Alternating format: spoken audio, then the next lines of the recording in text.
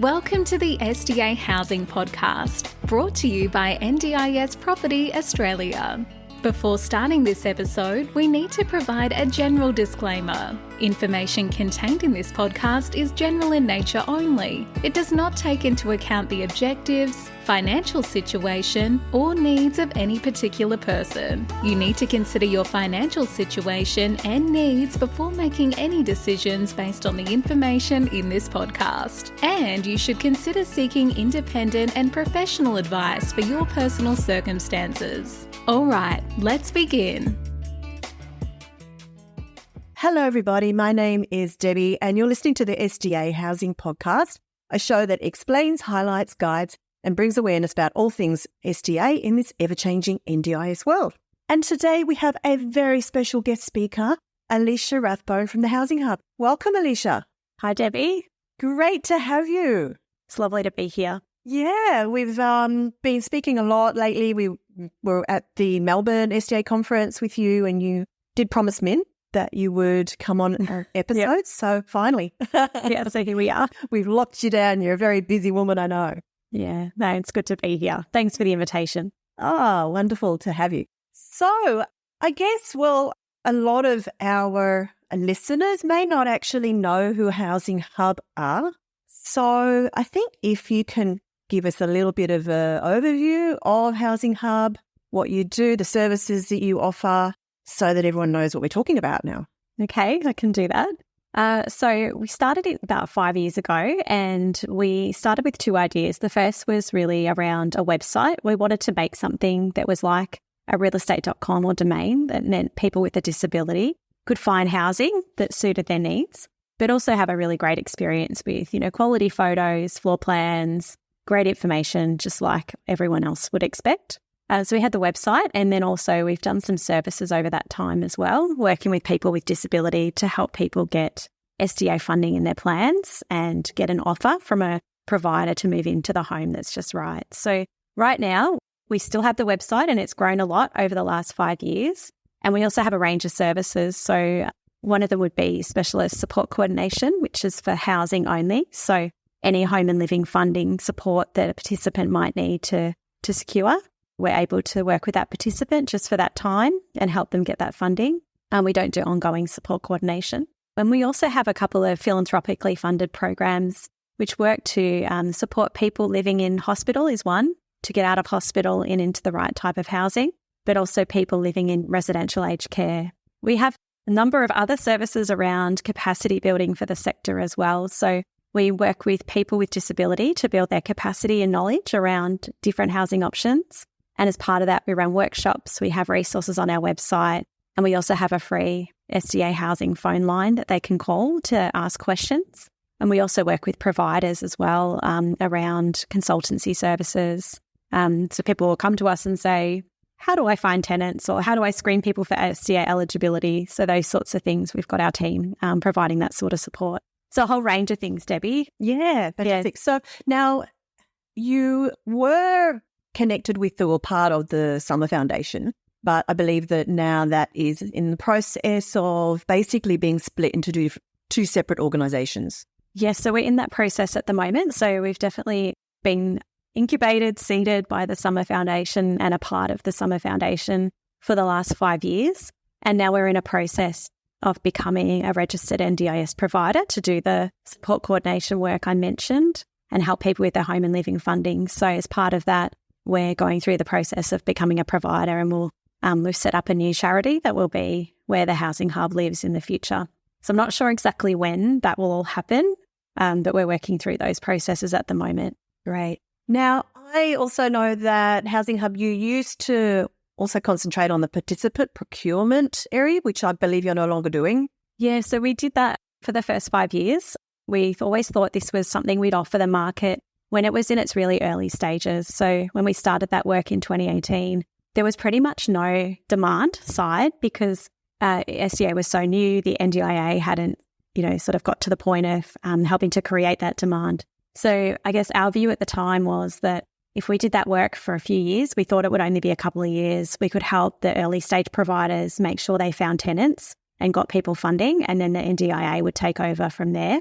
So it was something we always thought we'd do short term, and we've made that decision earlier on this year to move into that. So the work we do now with participants is very much about that, building people's capacity and sharing information, helping people come to the website, search, and then apply for properties. Good stuff. Yeah. And that's what I want to start really talking to you about today is, firstly, the Housing Hub portal. Obviously, it provides you guys with a wealth of information on housing seekers, their supporters, what they're looking for. And this is something that you also do, which is data research, and you do paid data research. People can actually purchase that from the Housing Hub.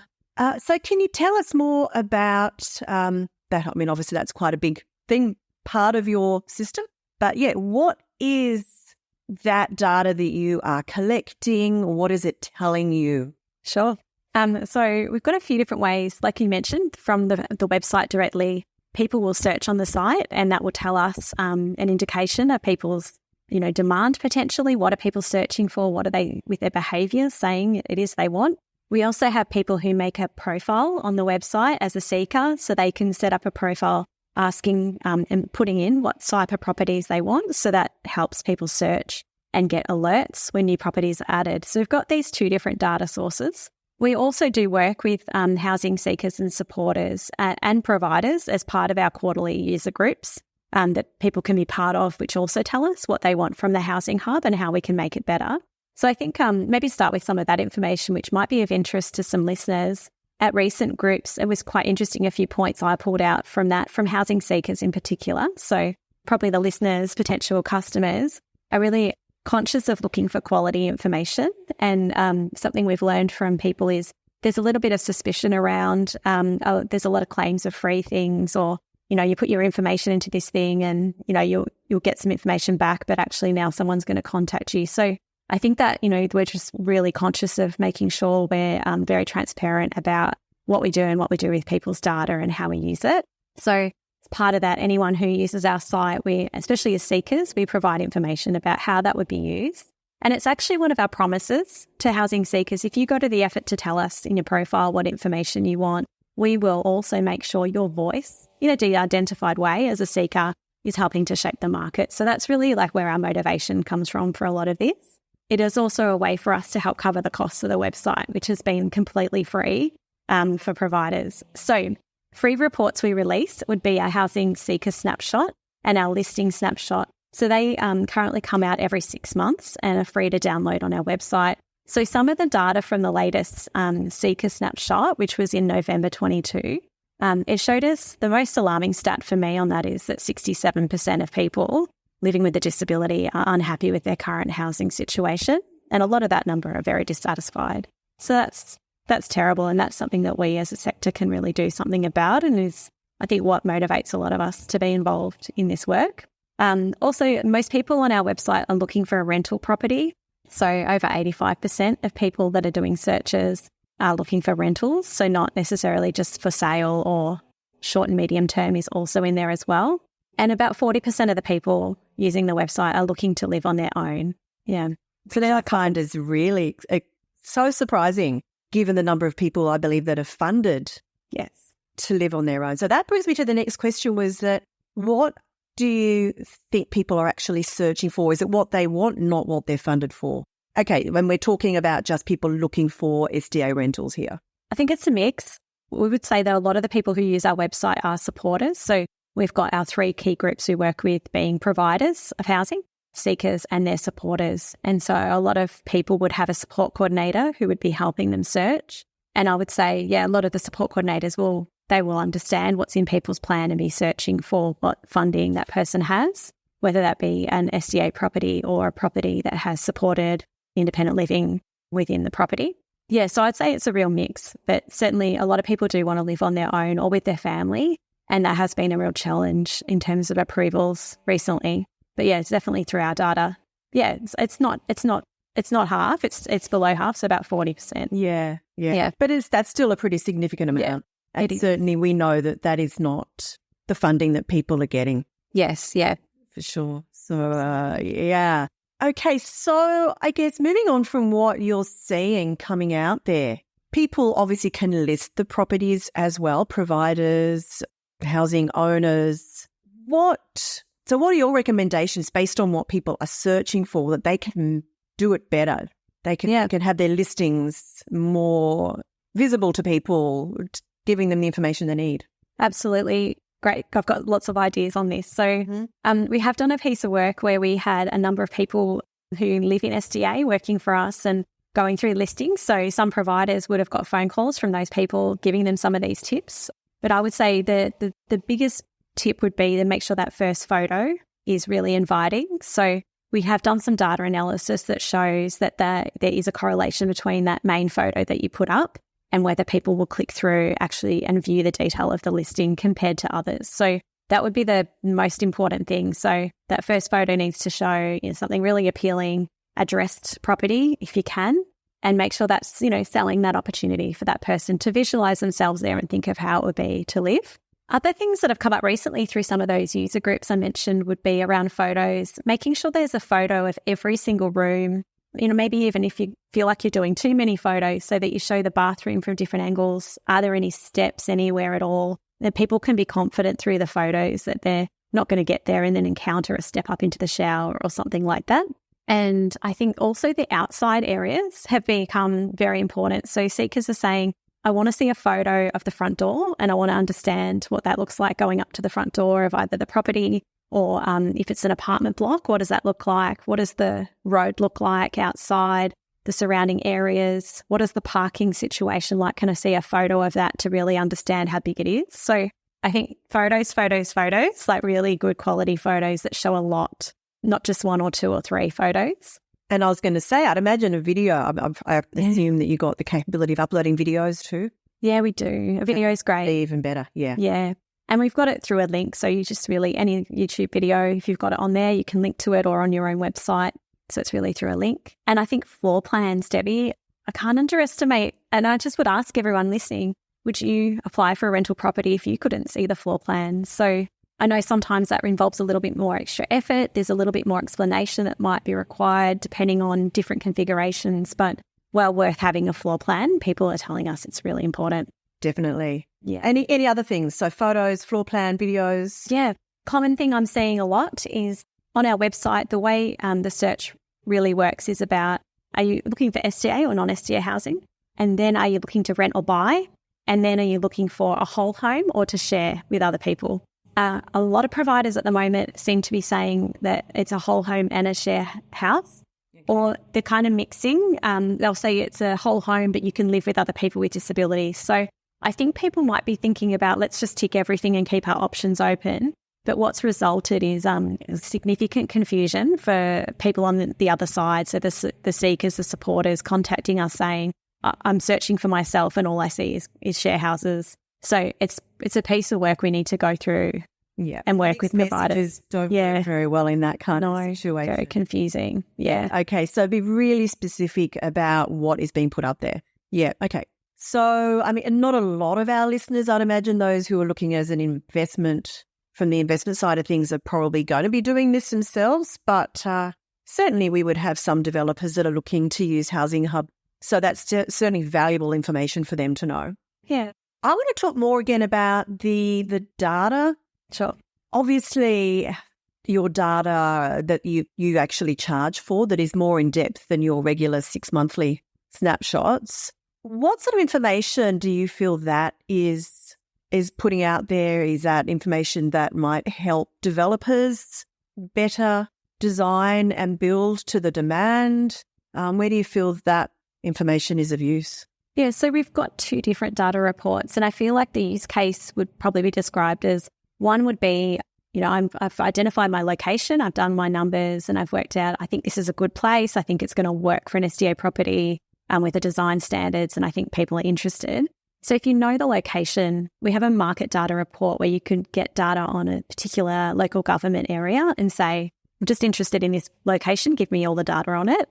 And there's an alternative one, which is also, it's the same information, but it's every location in Australia. So they've got a different price accordingly. So there's those two different use cases. We think it could be used to help just validate some of the other assumptions that are already going into an investment decision around the property and can help to show, in the absence of quality demand data, we don't yet have that yet from the NDIA. We've got some, and they are making an effort to improve that each time. But I think it can help complement that to say, well, I think, this location's good. And then you can go on there and say, oh, look, there's this many people searching for the design category in this location, this occupancy level, this type of support model. Okay. And then you can look at the supply side and say, well, this is how many properties are on the housing hub that are similar in that location. And also you can see the NDIA data. So it tries to bring it all into one place. So if you want to use that, then you end up with a spreadsheet that effectively means you've got the NDIA data and the housing hub data all in the one place. You can filter on all those different types of elements, so whether it's the design category, the occupancy, as I mentioned, location, and really try to get a view of what's going on in that location. So we think it can help make, with those decisions, help validate some of that decision making that providers would be going through. Yeah. And now, from my understanding, you get that information. Obviously, some of it comes from your Housing Hub search portal, and you also do a survey of providers on their SDA construction every year as well. And so some of that information comes from that source. Yes, absolutely. So each year, I think we're in our 6th year, we're just about to launch it for this year. So it's called the SDA Supply in Australia Survey. And we've been working with providers for all that time to ask what's in the pipeline and understand that data. So that NDIA does offer providers the opportunity to pre-enroll dwellings, but our survey starts from the time that land is acquired. So it's going back a bit further. And again, that can also help. That data is also in the spreadsheet I mentioned, and it can also help providers to see what's coming down the pipeline as well. So not just what's enrolled, not what's just advertised and vacant on the Housing Hub, but also what might be coming. Yeah. Now, you just mentioned that you thought it was an option for people to supply. I thought the NDIA pipeline data was based on the pre-construction SDA certification. Yeah, I agree with you. Yeah. So it should be the majority that are at that stage. Yeah. Not necessarily going to be 100% built, but we assume the majority of them are, and whether that's 80%, 90%, we don't know. So your information goes beyond that. And I know I have actually compared both the NDIA pipeline and your own pipeline. And yeah, it does look quite different. In most cases, I think you have more information, which is great. So it's giving you a greater feel. In other cases, it's less. And I guess that's down to the providers that you are actually surveying in this report. So tell us about how many providers, which of the providers, what kind of a percentage of your market that you are assuming you're capturing in your survey. I have that number off the top of my head, but I think what we usually do in each report is actually we ask the providers who have been involved in it, how many places of properties they have, and then actually compare that to the NDIA data to see what percentage it is of the entire market, for example, that's enrolled. So I can't recall the exact number from the last SDA supply survey, but we have just done the SDA provider experience survey, and that report will be coming out any day now. So that was about 25% of the market of all places. We also ask people, how much investment has been made, so we're able to show the level of investment as well. So we'll always include that in the report so that whoever's reading it can say, okay, I get a sense that this is about X percentage of the market, and be able to just factor that in when they're thinking about the results and applying that. But it won't be everyone. Like the NDIA will have everybody there who's up to a certain point. We'll go a bit earlier along the development pipeline, but we won't have everybody. Yeah. The NDIA will. From memory, the last provider survey, I was thinking it was more like about the 60, 70% of data being captured. Obviously, that's a different survey you were just referring to now. It's about to come out.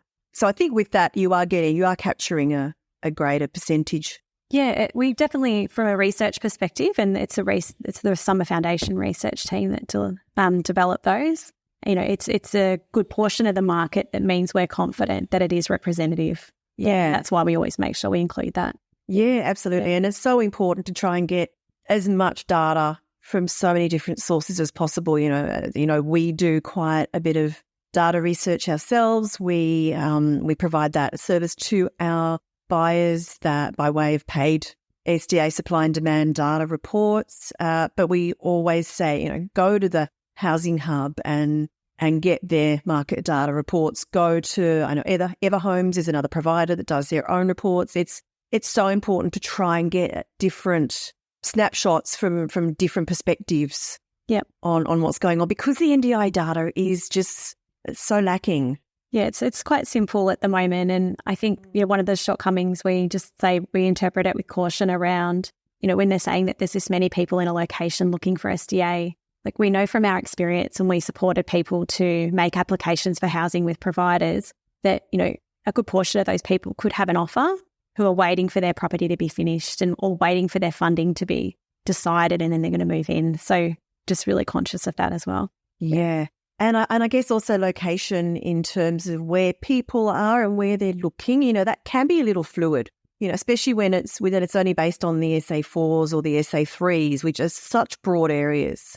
And, when you've got bordering SA3s and they're in one suburb that's at the edge of one, and the potential to move over into another suburb in a whole different SA3, SA4 is very likely for them at a physical level. It's, half a kilometre away. Mm. However, in the whole statistical side of things, it's in a completely different reporting. Reported differently, yeah. Yeah. So it's I don't know of a better way to do it, but it's all got to be taken with, a lot of flexibility there, I guess.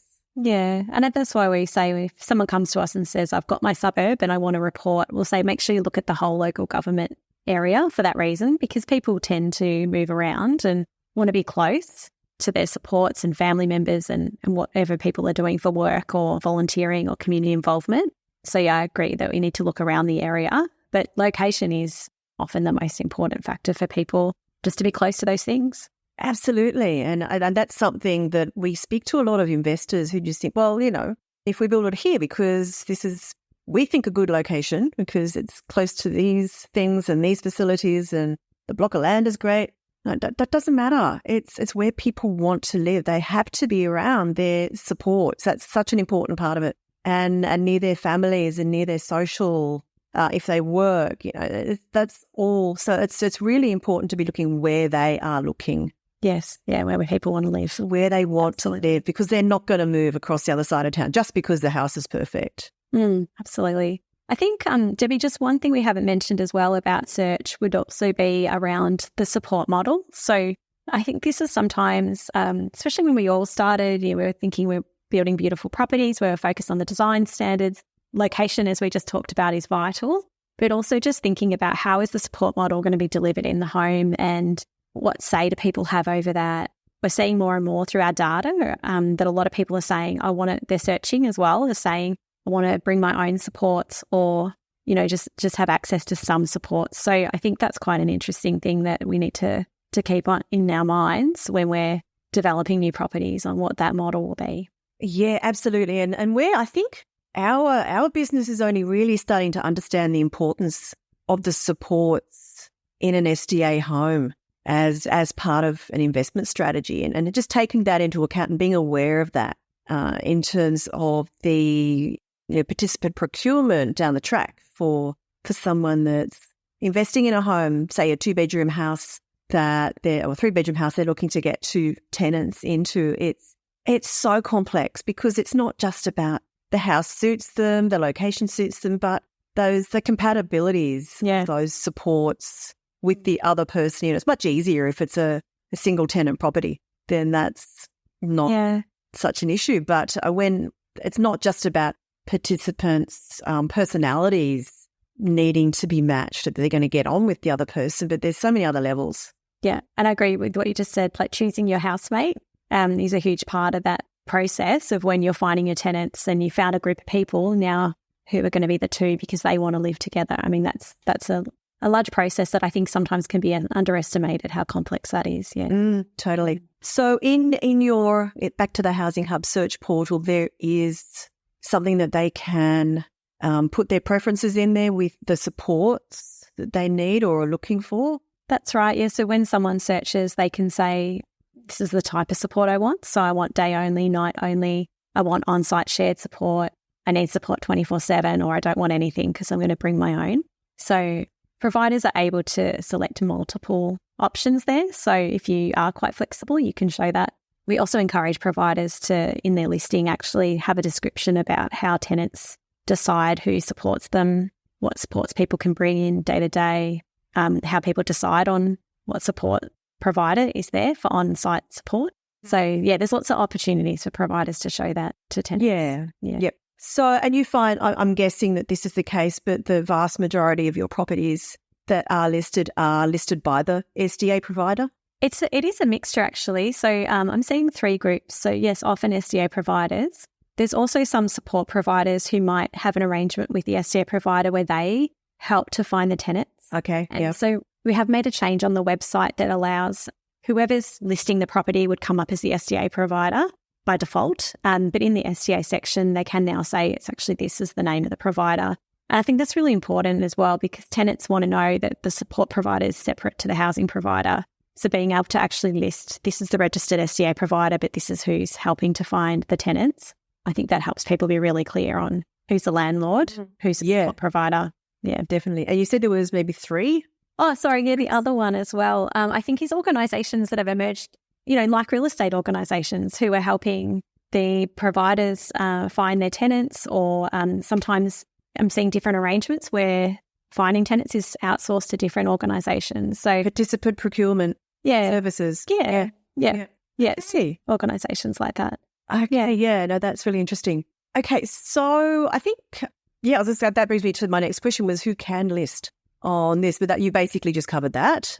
So it's basically going to be providers, but I guess anybody can list. It is, we definitely designed it. We designed it to say we want this to be a place that you can go to find an accessible property, and it doesn't need to be just for NDIS participants. So we have gone quite broad. So we do have some properties for purchase. It's not a lot, but the idea would be is, if there's a parent who's been had their property fitted out for their child, the child might have moved out. The parent might think, well, we want to downsize now and it's time to sell. If there's great accessible features there, we don't want them to get lost in the market.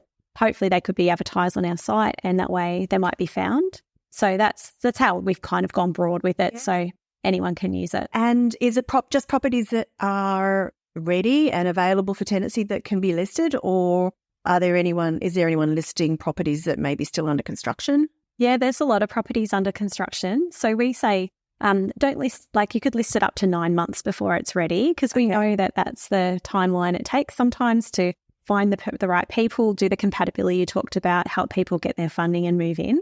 So we'd say don't put it on before 9 months, but just be quite transparent about that. And I would just say too, going back to the previous comment about photos, even if it's under construction, you can still show photos of the local area, the street frontage, those sorts of things that people are interested in. Sure. And of course, the floor plan, you're always going to have that. Get the floor plan, yes. Yeah. Okay, so back onto your data research reports. If anybody is looking to get these, how do they actually get in touch with Housing Hub to order them? Yeah, so people could get in touch by going onto the website, so housinghub.org.au. There's a section for providers at the top in the menu that includes information on the reports. We've also got an inquiry form there or a phone number of one of our team that you can speak to. Feel free to call us and ask any questions you might have. We're happy to do a demonstration or anything like that if that sort of, it's a bit confusing, I think, sometimes talking about data like this. Sometimes you just need to see it to get it. So I can also do that. Yeah. Yep. So obviously you've got all your other services that you were talking about, your support coordination, the capacity building that you're working with providers, assisting them and training them as well. But for the average investor or developer who just wants more information, that's obviously the main thing you probably would offer them is the data research reports. But also, as you said, your 6 monthly snapshots are really useful information, and you must be having the next one close to publishing. Should be coming soon. I would say that there's a lot of resources on the website as well, so they're free to download and look at, including these reports. But also a lot of FAQs about what is SDA that we've been developing and building on, video series on SDA, so people could look at all those things. The next report should be coming soon. We're going to do the SDA supply one first, so it'll be after that, so probably in the next couple of months. And we're going to do this time a combined seeker and listing snapshot so that all that data will be compared rather than having to open up both reports and have a look at it side by side. Fantastic. That is so much information. So, for anyone listening out there and you just want to get more information on any aspect of SDA or even just disability, as you said. It's not just SDA, it's about people who are looking for some kind of an accessible house that at least may provide them with the living supports, supported independent living. You just got such a wealth of data on your website.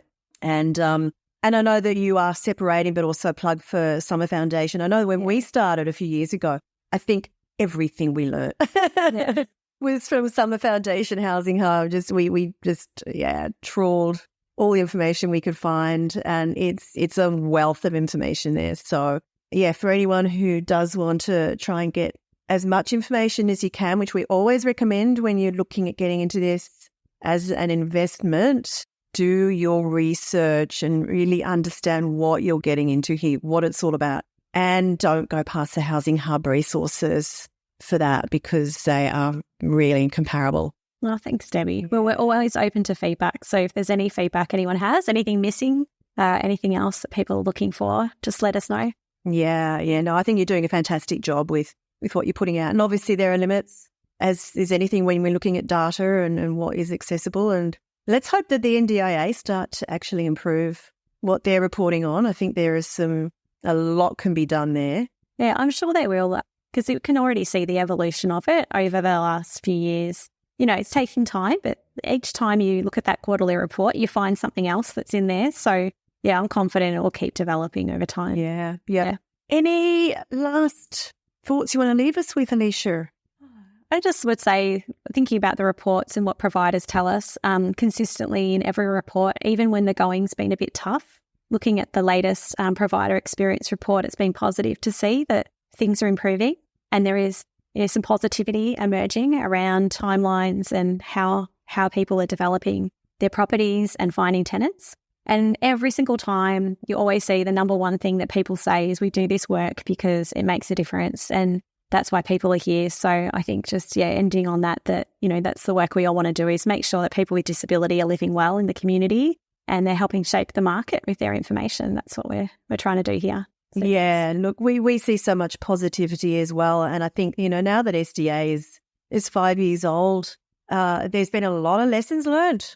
Yes, over those 5 years, and the industry as a whole has just gotten really good at doing this. So they know how to get the information that's needed as much as it can, and they know what people are looking for, and they know what works. As everyone is starting to really come together and do this as a collaborative effort in developing SDA.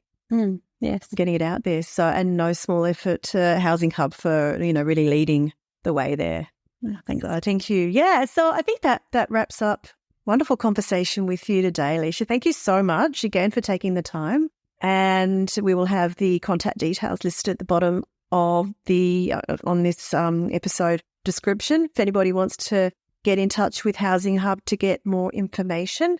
And thank you, and see you next time. Thanks, Debbie. Great to be part of it.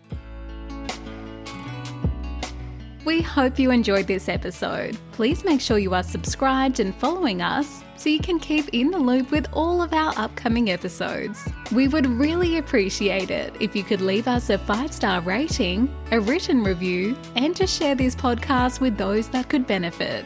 Until next time, catch you on the next episode.